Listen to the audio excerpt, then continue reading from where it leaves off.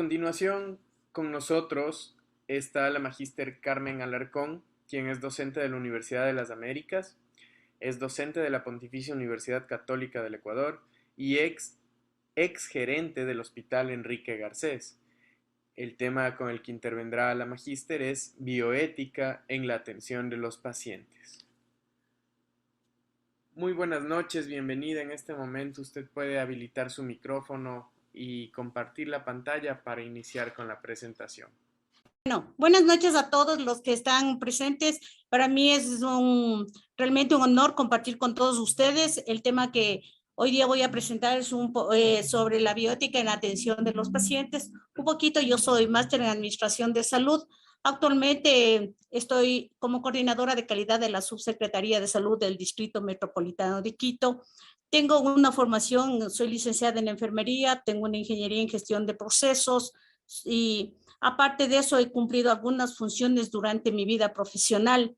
He sido coordinadora del Seguro de Salud, directora, asesora del Ministerio de Salud, y creo que he sido docente de algunas universidades.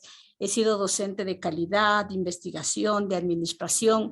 He sido gerente del Hospital Enrique Garcés, del Hospital San Francisco, y actualmente que estoy en la Subsecretaría de Salud, en la parte de calidad.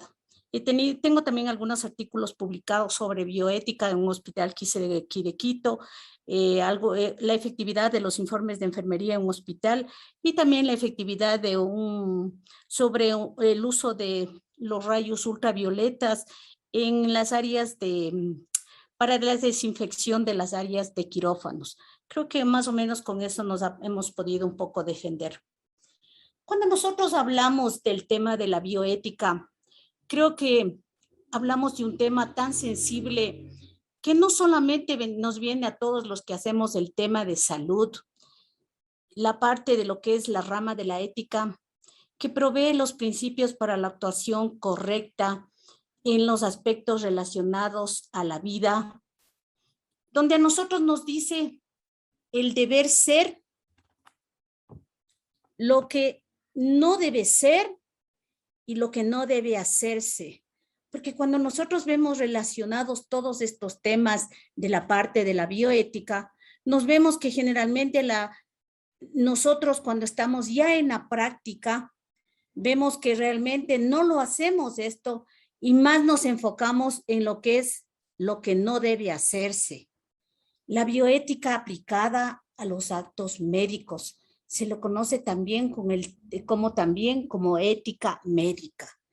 Pero cuando nosotros analizamos todos y cada uno que estamos en los temas de salud, nos damos cuenta que nosotros más estamos relacionando nuestros actos diarios en lo que no debe hacerse. ¿Por qué? ¿Por qué? Porque la bioética nos trata de normar todos estos actos médicos porque están relacionados ¿a qué? A todos los descubrimientos científicos y a todos los avances tecnológicos. Pero esto no siempre está relacionado a todas nuestras necesidades y a todas las posibilidades de poder accionar y que todo eso es lo correcto en hacer. Generalmente pensamos y hacemos que no todo eso está correcto. No siempre lo que actuamos está junto a lo que debemos hacer. Y ahí es cuando entramos en conflicto interno, quienes somos parte del sistema de salud. Y ahí nosotros nos vemos abocados a muchos eventos fuertes. La salud es un problema social, no es un problema individual, de manera que el acto de la atención de salud, donde está presente el médico, pero el médico no solamente está en la atención de salud. Cierto es que está el médico y el paciente, pero detrás del médico está todo un equipo de salud y detrás del paciente está todo su familia, está la comunidad a la que pertenece y está un colectivo en la que labora, pero también detrás de esa organización y detrás de esa organización, de ese profesional, está una organización de salud. Está la parte política, está la parte religiosa, está una sociedad en la que están insertados. Por lo tanto, la bioética nos inserta dentro de una sociedad donde nosotros debemos responder a muchos otros actos que muchas veces no vemos y nosotros prácticamente pensamos solo en lo científico y nos metemos en eso y olvidamos muchas otras cosas. Cuando yo alguna vez levantamos un tema de investigación de la parte de la bioética en un hospital, con mucha tristeza vimos cómo habíamos olvidado algunos de los principios. Todos los profesionales, no podemos decir él o aquellas o ellos, todos. Habíamos olvidado los principios de lo que decíamos de la bioética y veíamos cómo habíamos violado, cómo habíamos olvidado aquellos principios, cómo habíamos olvidado aquellos juramentos que nosotros habíamos hecho cuando nos habíamos graduado, que íbamos a preservar la vida de nuestros pacientes. Pero eso ya se nos había olvidado. Para nosotros lo científico, lo último adelante es lo que primaba. Pero, ¿dónde está todo aquello que ese paciente es parte de una sociedad, es parte de una familia, es parte de un grupo humano? Entonces, esa es la parte que vamos olvidando y cuando vamos viendo de la parte de la bioética lo vamos olvidando. Y ahí nosotros vemos la parte de los temas de los principios bioéticos. ¿Dónde está la autonomía? ¿Dónde está el derecho del paciente? ¿Dónde está cuando nosotros hemos olvidado el derecho que tiene el paciente a escoger? El derecho que tiene el paciente a que le informemos. ¿Dónde está el derecho que tiene a la autodeterminación? Cuando el paciente ingresa, ¿qué es lo que primero hacemos en las unidades médicas? Y ustedes que son de todo el sector salud no me va a dejar mentir.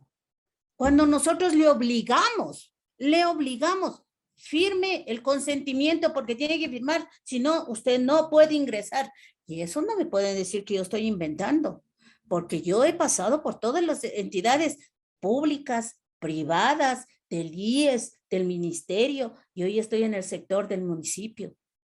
¿Dónde está el derecho del paciente a la autonomía, a escoger, a que yo le explique cuál es el derecho? Cuando el paciente viene a la ventanilla y dice, yo quiero hacerme atender con el doctor Pepito, no sé cuánto, yo le digo, no señor, usted tiene que hacerse atender con el doctor Juan, porque él está de turno y él es el que le va a atender. ¿Dónde quedó el derecho del paciente a él escoger? A que él tiene derecho a su autonomía, a que él tenga la libertad en tomar la decisión de quién le atienda. ¿Dónde quedó ese derecho violado? También hablamos del principio de la beneficencia. ¿Dónde está el beneficio ponderado? ¿Dónde está el riesgo? ¿Dónde está con relación al riesgo? ¿Dónde está donde yo le digo, voy a evitar el menor riesgo para usted? ¿Cuántos hospitales nosotros tenemos en este país certificados de que son hospitales seguros? ¿Cuántos? ¿Podemos saber?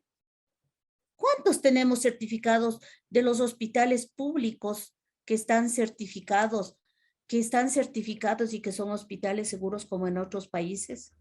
¿Cuántos? Donde yo le dejo a mi madre, donde yo le dejo a mi esposo, donde yo le dejo a mi hijo y sé que me voy tranquila porque mi hijo está en excelentes manos y sé que no va a tener el riesgo de ninguna otra cosa, que no va a venir ningún riesgo de que va a pasar, porque nosotros hemos olvidado esa parte. ¿Cuántos tenemos nosotros un rótulo donde decimos, usted ingresa a este hospital y su paciente tiene la certeza de que no va a correr ningún riesgo, de que no va a tener ningún evento adverso? No lo tenemos. ¿Cuántos hospitales tenemos certificados en nuestro país? Yo pienso que una mano me alcanza para decir que tendremos unos 5 y de esos 5 tendremos casi la mayoría privados. ¿Cuántos tenemos nosotros certificados que nos certificaron con la certificación canadiense y que ahora ya no existe y que en el ministerio nos hicieron votar ya las certificaciones canadienses? ¿Y cuántos de esos seguimos conservando todas aquellas cosas que nos enseñaron a que deberíamos nosotros tener hospitales seguros, para nosotros, a nuestros pacientes, garantizar que ellos no van a tener ningún evento adverso y que ellos van a tener la seguridad de que no van a tener riesgos y que estamos cumpliendo con esos principios de bioética. El otro principio que nosotros tenemos, el de no maleficencia, que no vamos a perjudicar a nuestros clientes, a nuestros pacientes. ¿Cuántos de nosotros decimos la verdad? ¿Cuántos? ¿Cuántos entre nosotros queremos cubrirnos porque somos buenos compañeros, porque somos buenos amigos y no tenemos que decir la verdad, porque nos pueden acusar y podemos meternos en algún evento que nos van a enjuiciar entre nosotros? ¿Cuántos de nosotros podemos nosotros ser realmente enjuiciados por no haber hecho una mala práctica? Entonces, nosotros allí nos venimos y decimos, los principios hemos cumplido y el de justicia. Realmente hemos aplicado el tratamiento más ideal.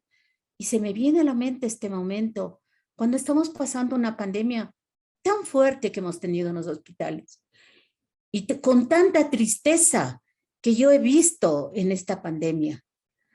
Cuando nosotros hemos visto todos los pacientes, y creo que ustedes, los profesionales que estamos aquí, vemos que los profesionales cambiamos de actitud cuando estamos en un hospital público y cambiamos de actitud cuando estamos en un hospital privado. ¿Por qué? ¿Por qué cambiamos? ¿Acaso el chip de nuestra mentalidad se nos cambia cuando salimos del hospital público al hospital privado? Pregunto y digo, ¿a qué pasará? Y con mucha tristeza puedo decirles yo, cuando nosotros veíamos como en algunos hospitales les aplicaban algunas medicinas que eran tan caras e inaccesibles para muchos pacientes que perdieron sus vidas.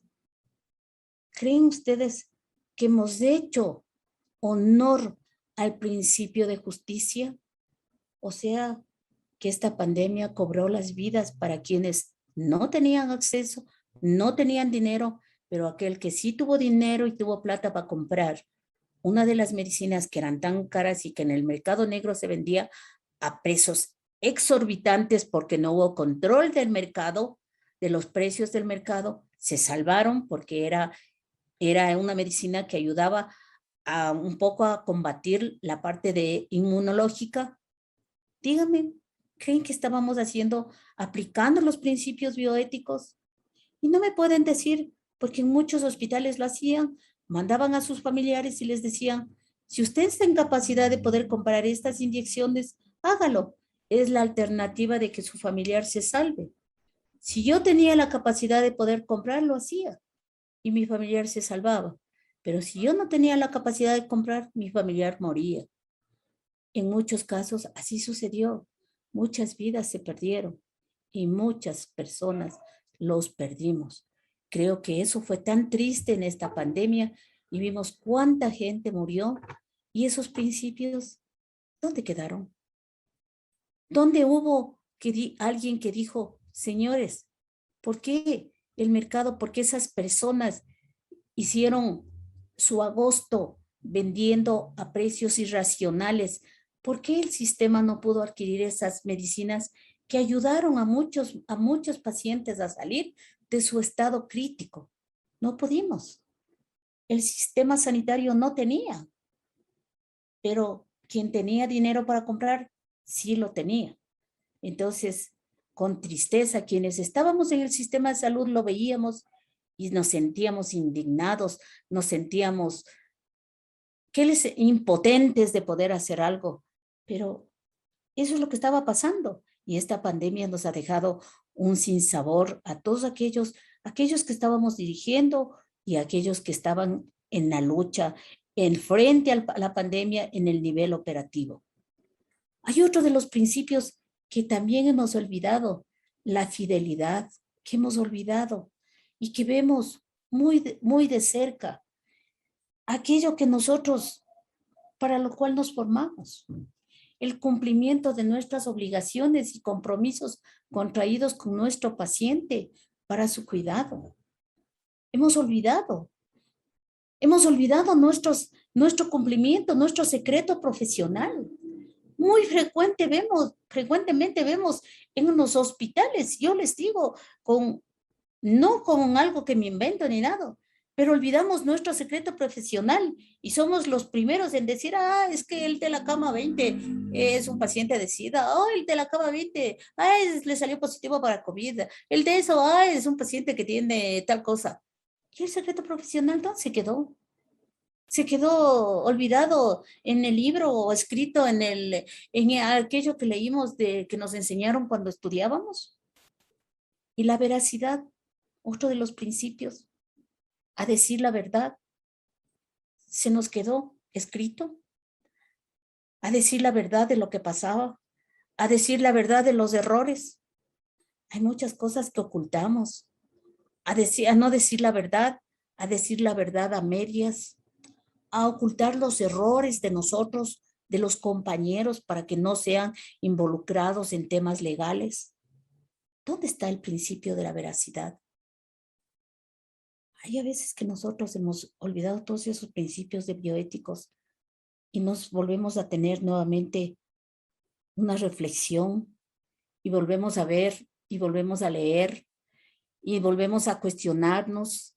Y aquellos que leemos la bioética y que somos partes de comités de bioética y que somos a veces que nosotros cuestionamos y les decimos, pero es que eso no es lo correcto, es que no está bien, volvemos a leer y volvemos a leer y volvemos a cuestionarnos qué estamos haciendo. Y entonces ahí es cuando decimos, algo está fallando en el sistema, algo estamos olvidando en el tema de salud, algo está flojo, algo no hemos puesto como algo estamos dejando un cabo suelto que está dejando que nuestros profesionales salgan sin ese valor, sin esa convicción de los principios bioéticos. Entonces, cuando vemos esas cosas, vamos mirando cómo están. Y ahí es cuando nosotros vemos y nos hacemos estas preguntas. ¿Qué está pasando con la conducta de los profesionales de la salud? Observamos profesionales deshonestos y desleales. Vemos profesionales donde tú llegas de emergencia y como está tan congestionada, tenemos profesionales que te dicen, en este hospital no te vamos a operar sino dentro de un mes. Y hasta un mes probablemente tu fractura se va a hacer muy grave. Pero si quieres que te opere, yo te opero mañana en la clínica de al frente. ¿Dónde quedó la honestidad, la lealtad a tu organización, a tu hospital que te da la mano y que te está dando un trabajo? ¿Dónde está? ¿Dónde está tu compañera? ¿Dónde está tu profesional enfermera que te dice, cuida de ese enfermo que está llegando, que está necesitando de ti? Irresponsables e imprudentes que no te callas a decirle alguna cosa que puedes causarle tanto dolor. Indolentes al sufrimiento humano, hoy más que nunca he visto una deshumanización terrible en este tema de pandemia. Yo creo que nosotros hemos olvidado la parte humana. Yo sé, la pandemia nos daba terror a todos, no solamente el miedo de contagiarnos, sino el miedo de llevar a nuestras casas el virus. Pero a base de eso, pasamos a ser por pocos robots, indolentes al sufrimiento humano.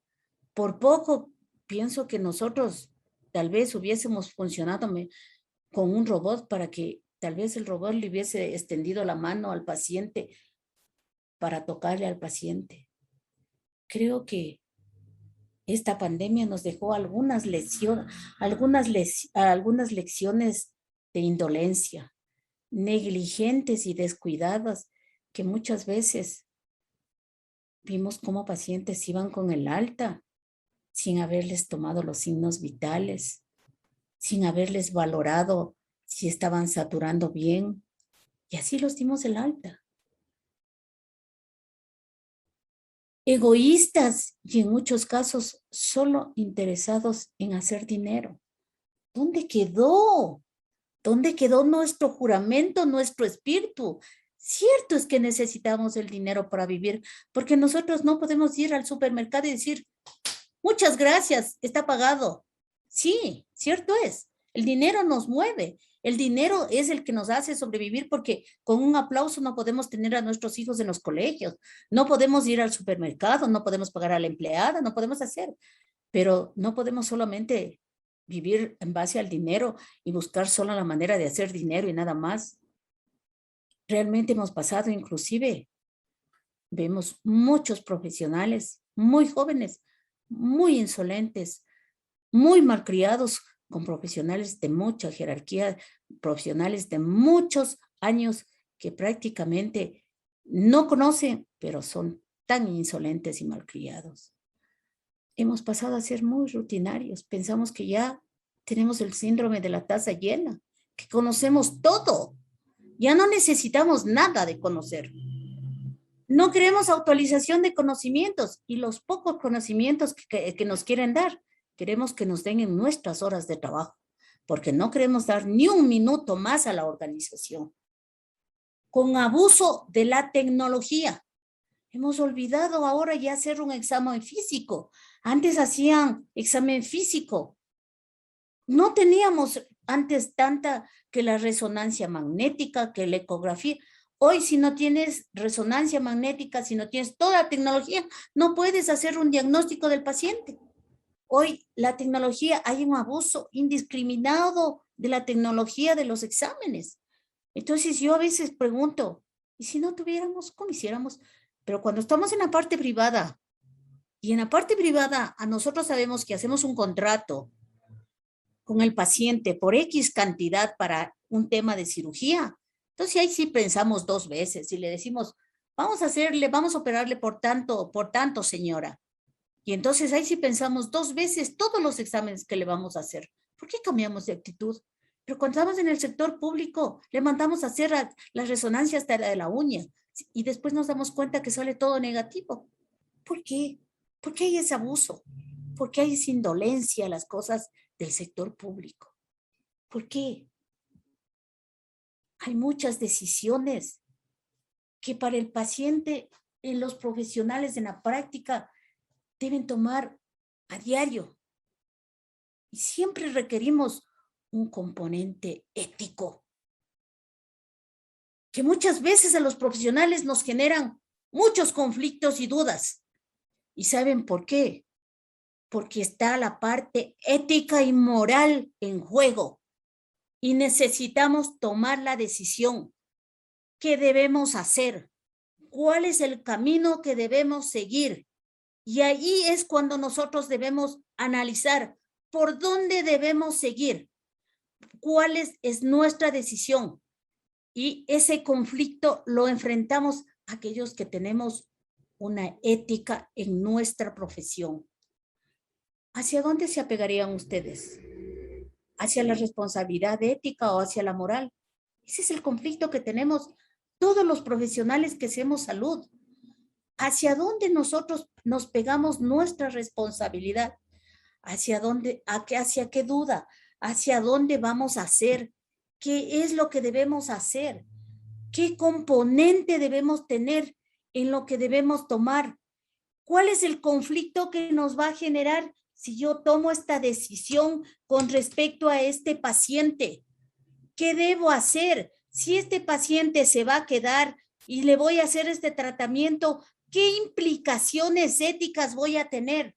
O si yo decido este otro tratamiento, ¿qué implicaciones morales o éticas voy a tener? Esas son las cosas que debemos analizar y que debemos discutir en las mesas donde yo realmente sí debo, y a mí sí me gusta discutir cuando a mí científicamente me dicen, esto es lo que debemos nosotros hacer. A ver, los libros científicos me dicen que debo hacer, pero éticamente no debo hacer esto, pero yo tengo evidencia científica de esto. Esto es lo que debo hacer. Pero muchas veces eso no me siento a discutir, sino que yo vengo lleno de la parte científica y digo, esto es lo que se hace y nada más. Por favor, señores, son seres humanos, son personas. Cierto es, los adelantos científicos están al día, pero busquemos la mayor evidencia para hacer hincapié en todos y cada uno de estas cosas que nosotros vamos viendo y que nos generan conflictos y dudas. Yo llamo a la reflexión.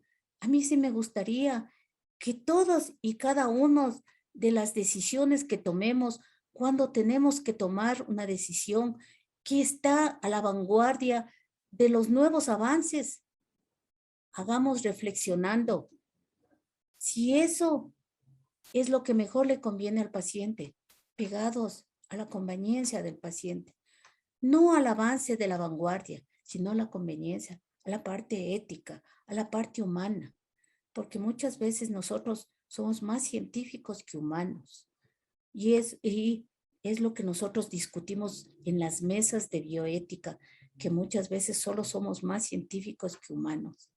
No seamos solo científicos, no avancemos a ser solamente la parte científica, sino hagamos humanos, seamos humanos, estamos tratando humanos y la parte humana es la parte más difícil de tratar, es la parte más difícil de poder entender. Yo quiero dejarles una pequeña reflexión a ustedes.